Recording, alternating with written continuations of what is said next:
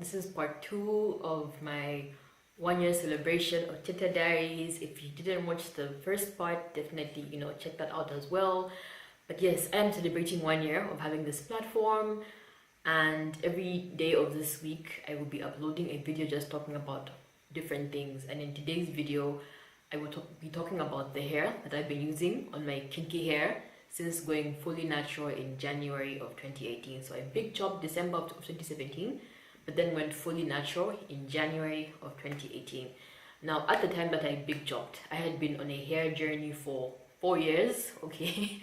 I had done so much to my hair. I had experimented with so many products. I had like a small beauty supply store in my house, and I made the decision to just try and be as disciplined as possible and just stick to one range and a small group of products, just basics, like one of everything that I felt I needed, and just stick to them without buying anything, without like watching reviews and thinking I need to go out and buy products. I told myself, that I needed to just behave myself, because I'd been on a hair journey for 4 years, and I realized that yes, products do play a part, but just consistency and technique is just as important as products, and you need all of that, to make sure your hair looks nice, feels nice, and is healthy. And that is what I did. So I did some research, and I tried to look for a brand that I thought was accessible as well as affordable, and at the same time would be something I would get my money's worth for. And I settled for Jackie's products. Now, yes, I understand, I'm Zambian, I live in Zambia. For the average Zambian, and Jackie's products can be quite expensive, especially if you want to buy a whole range, like I get it. But the thing I love about Jackie's products, and I think I'll do like a separate video later on, is how much product you get in it. And you can be generous with your hair. Yes, I do have short hair, so like I guess that's one factor, but I am quite generous when I'm applying product, and those products lasted. I got 5 products, okay, beginning of the year, and 4 months later, only 2 have run out.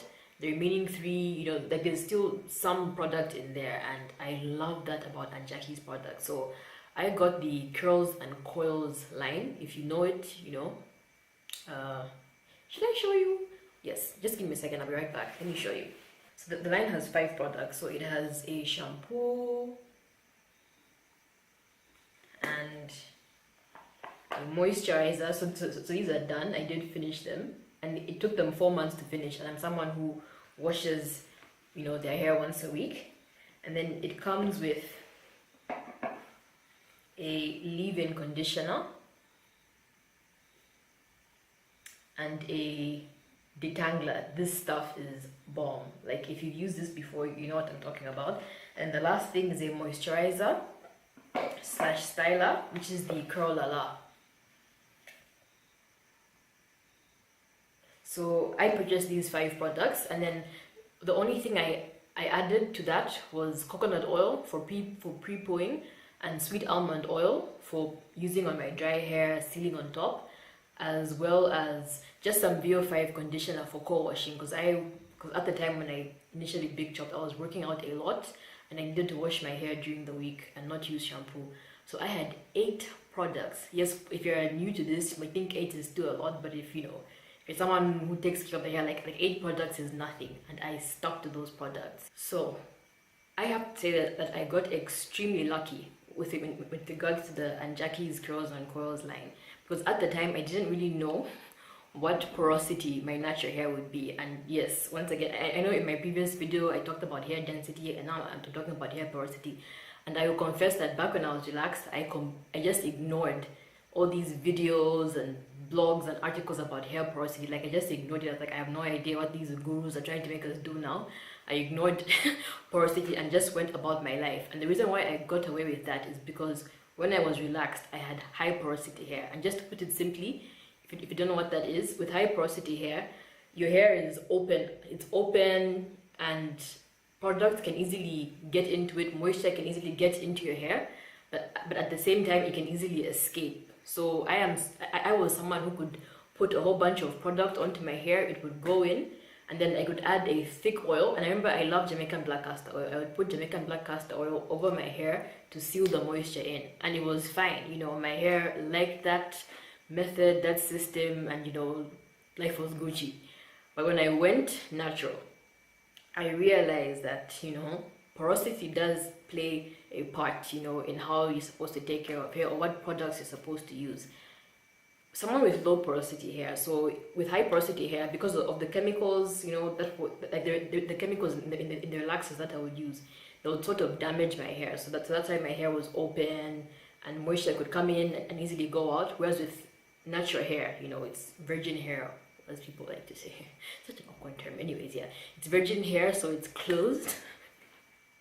It's closed, so not product can't easily get in to your hair when you have low porosity hair. Like you really have to work. You really have to like work the product in, like, you know. And sometimes if I'm working with wet hair and I put product on top of it, like I have to twist it or use heat, you know, just to melt the hair so that it gets in because it's closed. So if you have hair, you know, that's stubborn, like if you've noticed that if you put product on top of your natural, even just relaxed hair, and it just sits on top, you know, and doesn't really get through, it means you have low porosity hair. I mean, there's other tests that you can do, but that's how I've identified my hair as being low porosity. And also, you know, sometimes you can be natural and have high porosity hair as well. So it's not all natural that have low porosity hair. Like, there's some people with natural hair that have high porosity hair. Like they can easily absorb product and it stays there. They can use thick products and, you know, their hair just drinks it up. But yeah, for someone like me, that wasn't the case.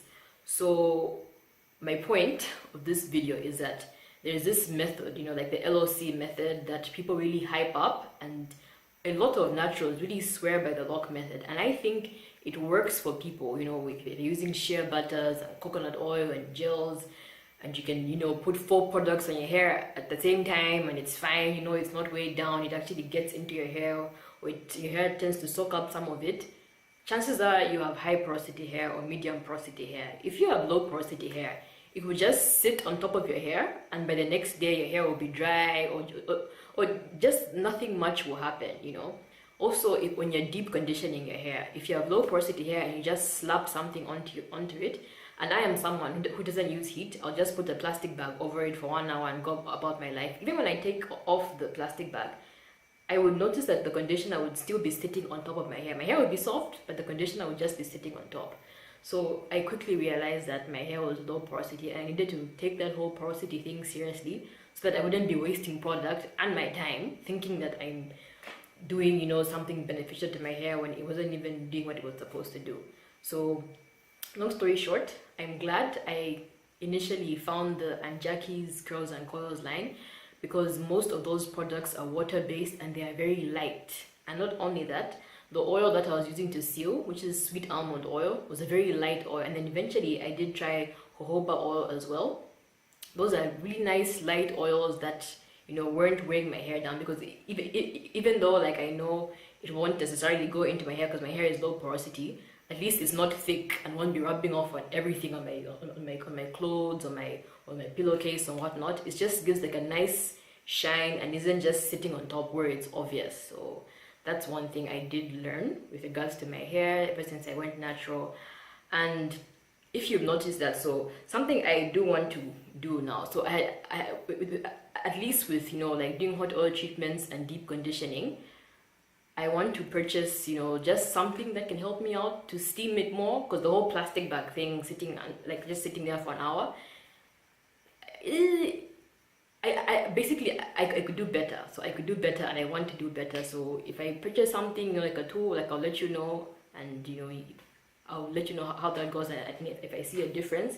And then also something that I realized, even though I'm against heat, yes, heat is not the best if you're trying to have healthy hair, especially me with thin hair. I can't be using heat recklessly, but heat for me is working with regards to styling my hair. So after I moisturize it when it's wet on a wash day, like I've noticed sometimes it will just sit on top of my hair, and I need to diffuse it or just blow a bit of hot air on it so that it actually melts into my hair. So that's something I have realized about my natural hair.